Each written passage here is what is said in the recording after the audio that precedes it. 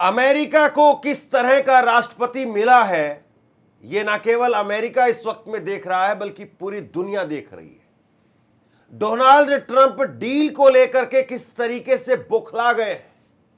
अब ओमान को लेकर के धमकी दे रहे हैं ट्रंप बाबू और कह रहे हैं कि ओमान के ऊपर भी हमला कर देंगे। क्यों? क्योंकि ओमान ने ईरान से हाथ मिला लिया है हॉर्मुज को लेकर के। लेकिन इसी हॉर्मुज में कल ईरान ने हमला किया है, अमेरिका के टैंकर के ऊपर हमला किया है और यह खबर जो है निकल करके सामने आई है।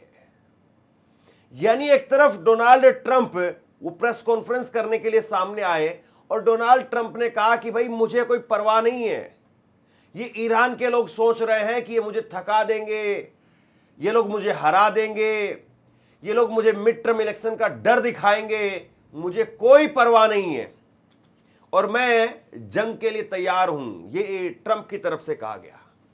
अंदर खाने वैसे उनकी क्या स्थिति है मुझे बताने की ज्यादा जरूरत नहीं है, लेकिन जरा आप सोचिए इस बात को कि ट्रंप बाबू अब वो कह रहे हैं कि अरब देशों को भी शामिल होना पड़ेगा, ईरान को वो अरब देशों को भी शामिल करना पड़ेगा अपने साथ में, और फिर से एक नए सिरे से जो है वो अब्राहम समझौता, अब्राहम अकॉर्ड जो कहा जाता है 2020 में हुआ था, ट्रंप बाबू ने ही करवाया था इजराइल के लिए।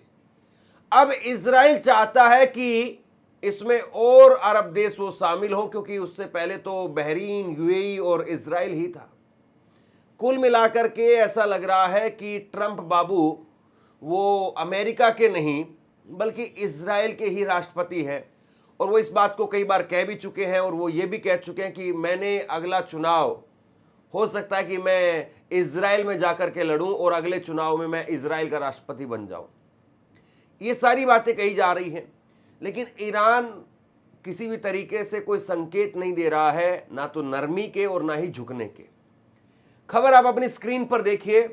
ईरान ने हॉर्मुज में अमेरिकी टैंकर पर गोलीबारी की है। ईरान की तस्नीम न्यूज एजेंसी के मुताबिक ईरानी नौसेना ने एक अमेरिकी टैंकर पर फायरिंग की है। ईरान का दावा है कि जहाज हॉर्मुज स्ट्रेट से गुजरते समय अपना रडार बंद करके जा रहा था। रिपोर्ट में कहा गया है कि बाद में अमेरिकी सेना ने बंदर अब्बास के पास एक खाली इलाके में जवाबी फायरिंग की है। इस घटना में किसी की मौत या नुकसान नहीं हुआ है। वहीं अमेरिका ने अभी तक इस मामले पर कोई आधिकारिक बयान नहीं दिया है।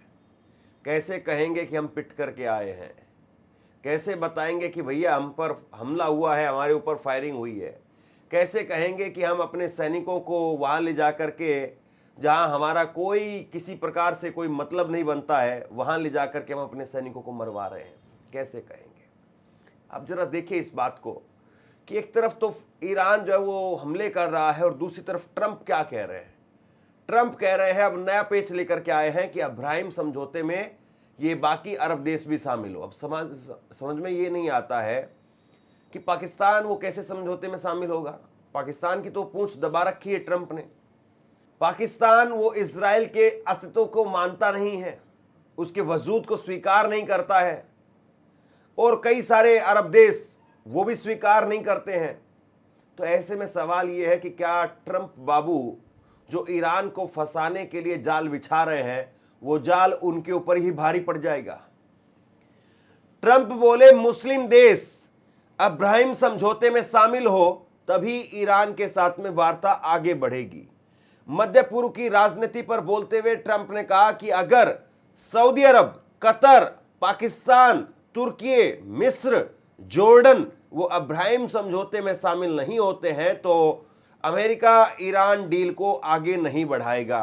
वहीं विदेश मंत्री मार्को रूबियो ने कहा कि अमेरिका कूटनीतिक रास्ता अपनाना चाहता है, लेकिन ईरान को परमाणु हथियार हासिल नहीं करने दिया जाएगा। उन्होंने ईरान को आतंकवाद का बड़ा समर्थक भी बताया। मतलब अब आप ये कह रहे हैं, हालांकि मैं एक लाइन में आपको सिर्फ ये बता दूं कि अब्राहम अकॉर्ड है क्या। अब्राहम अकॉर्ड जो है वो सितंबर 2020 में डोनाल्ड ट्रंप की तरफ से ही किया गया था, जब डोनाल्ड ट्रंप राष्ट्रपति थे, और एक तरीके से इजराइल के साथ में ये अरब देशों के संबंध कैसे अच्छे हों, ये सारा उसमें फोकस था। और उस वक्त में यूएई और बहरीन के साथ में और इजराइल के साथ में ये इब्राहिम समझौता हुआ था। लेकिन अब वो कह रहे कि भाई सऊदी अरब भी आए, तुर्की भी आए, मिस्र भी आए और उसके साथ में पाकिस्तान और सब आए। बताइए कैसे संभव होगा? कतर का भी नाम ले दिया। मतलब आप ये चाहते हैं कि कल को ये यहूदी जो है वो आकर के और वो पूरी तरह से पैर जमा ले अपने अरब देशों के अंदर, इन मुस्लिम देशों के अंदर। और अगर अरब देश इस पर तैयार होते हैं तो ईरान की लड़ाई तो अपने आप जो जीत में तब्दील हो जाएगी, बदल जाएगी। क्योंकि ईरान यही बात तो कह रहा है। ईरान ने कल भी इस बात को कहा कि भैया आप मुस्लिम उम्मत की बात क्यों नहीं करते हो, मुस्लिम उम्मा को जो है वो आप आगे बढ़ाइए, यानी मुस्लिम जो एकता है उसको आगे बढ़ाइए और यहां से भगाइए इसको, अमेरिका को अपने एयरबेस से भगाइए। लेकिन अब जो है वो अमेरिका अरब देशों के गले में एक और घंटी बांध रहा है कि तुम्हें इजराइल को जो है अपने साथ में लेना होगा, इजराइल के साथ में बैठना होगा, इजराइल के साथ में व्यापार करना होगा, इजराइल को मान्यता देनी पड़ेगी, सारी बातें हैं। और यही चीज जो है वो एक तरीके से आप यूं कहिए कि ईरान की एक बड़ी जीत है। पता नहीं ट्रंप को किसने सलाह दी है, बीच युद्ध में वो इस तरह की बात कर रहा है। अब ओमान को लेकर के धमकी की बात आई है, ट्रंप ने ओमान को उड़ाने की धमकी दी है। हॉर्मुज़ स्ट्रेट को लेकर के ट्रंप ने बड़ा बयान दिया है। उन्होंने कहा है कि यह अंतर्राष्ट्रीय समुद्री रास्ता है और यहां किसी भी देश का कब्जा नहीं हो सकता है। ट्रंप ने कहा है कि दुनिया के सभी जहाजों को यहां से गुजरने की आज़ादी होगी। ट्रंप ने कहा कि हम इस पर नजर रखेंगे लेकिन इसे कोई कंट्रोल नहीं करेगा। ईरान इसे कंट्रोल करना चाहता है लेकिन ऐसा नहीं होगा, यह अंतर्राष्ट्रीय जल क्षेत्र है। ओमान भी बाकी देशों की तरह उसको भी व्यवहार करना पड़ेगा, नहीं तो हम उसे भी उड़ा देंगे। मतलब कुल मिलाकर के जैसे आपने कई बार देखा होगा, कई बार भैंसों के जो है वो मेले होते हैं, वो कई खेल ऐसे होते हैं कि जहां पर लाल रंग का कपड़ा लेकर के एक आदमी आता है और भैंसे को जो है उसको चिढ़ाता है, फिर भैंसा उसके पीछे भागता है। तो यानी लाल रंग अगर आपने पहना है तो भैंसा आपके ऊपर चढ़ जाएगा, फिर पीला रंग से भैंसा चढ़ने लग जाए। ये कमाल की बात है। मतलब डोनाल्ड ट्रंप कभी ईरान को धमकी देते हैं, अब ओमान अगर वो ईरान के साथ में हाथ मिलाता है तो ओमान को धमकी दे रहे हैं। और ओमान जो है वो मध्यस्थता का काम कर रहा है। पाकिस्तान तो दिखाने के लिए है लेकिन असलियत में आप ये मान करके चलिए, और इससे पहले भी, युद्ध से पहले भी जब बातचीत हो रही थी तो ओमान के विदेश मंत्री वो बाकायदा अनाउंसमेंट करने वाले थे। लेकिन अमेरिका को गुमान था, अमेरिका को अपनी ताकत का अहंकार था और उसको लगता था कि हम अपने ताकत के सहारे कुचल देंगे, सारी बातें थी। तो कुल मिलाकर के इस वक्त की जो सिचुएशन दिखाई दे रही है, उस सिचुएशन के अंदर डोनाल्ड ट्रंप जानबूझ करके पूरी अमेरिका को फंसा रहे हैं। और उनको लगता है कि ये जो मैं ट्रंप कार्ड फेंक रहा हूं कि मुझे मिड टर्म इलेक्शन से डर नहीं लगता है और मुझे एक बहुत बड़े बागी के तौर पर, एक बहुत बड़े जो है वो अमेरिका के लिए लड़ाई लड़ने वाले योद्धा के तौर पर अमेरिकी लोग पसंद करेंगे। अरे साहब 70% लोग आपकी आवाम, 70% आपकी आवाम वो आपके खिलाफ हो चुकी है।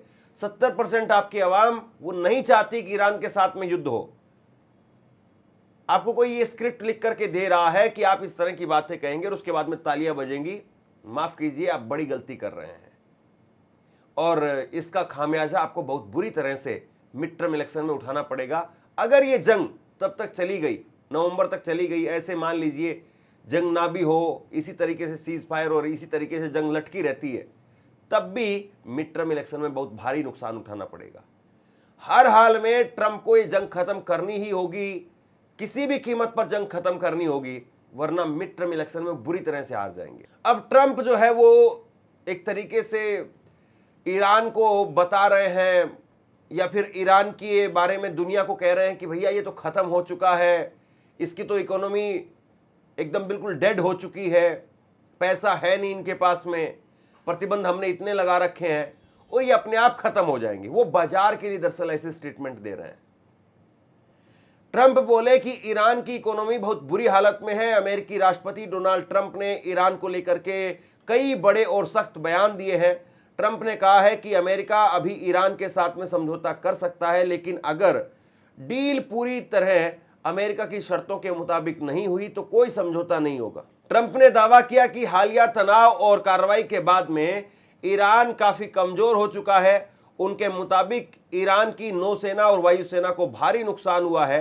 उन्होंने कहा कि ईरान की अर्थव्यवस्था बहुत बुरी हालत में है, वहां महंगाई बहुत ज्यादा बढ़ चुकी है और देश की मुद्रा की कीमत लगातार गिर रही है। साहब ये बताइए कि आप तो वो आदमी हैं जो ये कह रहे थे कि हमने पूरी तरह से खत्म कर दिया, डिस्ट्रॉय कर दिया, 100% डिस्ट्रॉय कर दिया है अमेरिका की नौसेना को, वायुसेना को।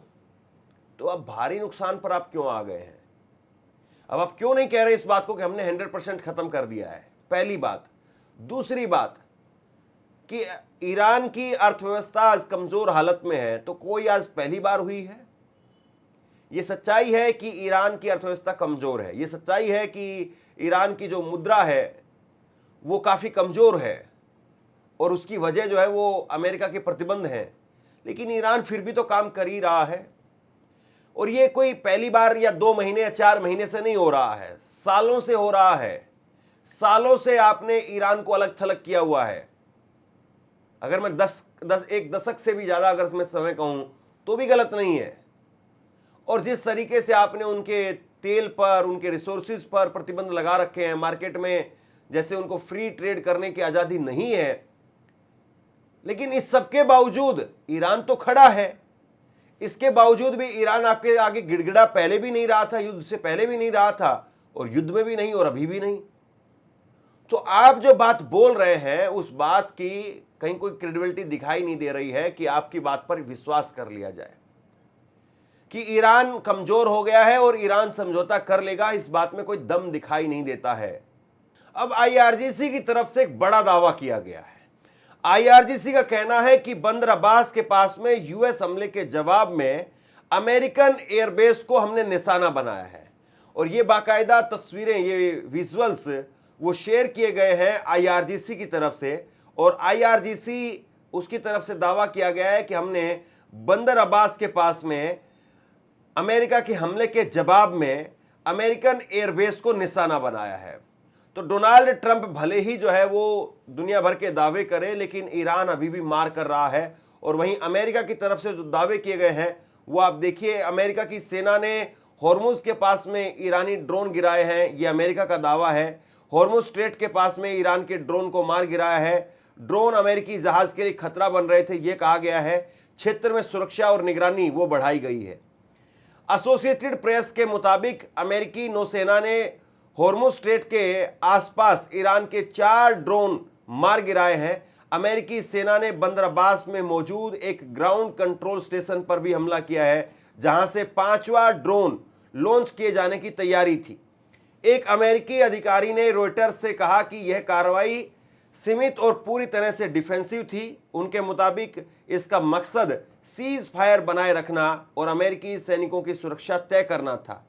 अमेरिकी सेना को लगा कि ये ड्रोन उसके सैनिकों और सैन्य ठिकानों के लिए खतरा बन रहे हैं, इसीलिए उन्हें निशाना बनाया गया। कुल मिलाकर के सीज फायर एक तरफ चल रहा है और दूसरी तरफ ये छोटी छोटी हरकतें हो रही हैं, हमले हो रहे हैं, लेकिन इसके बीच में जो ट्रंप के बयान सामने आ रहे हैं वो अच्छे संकेत नहीं दे रहे हैं। और जब तक ट्रंप वो अपने आप को ठीक नहीं करेंगे, ये जंग ठीक नहीं हो पाएगी अमेरिका के लिए, कम से कम ये कहा जा सकता है।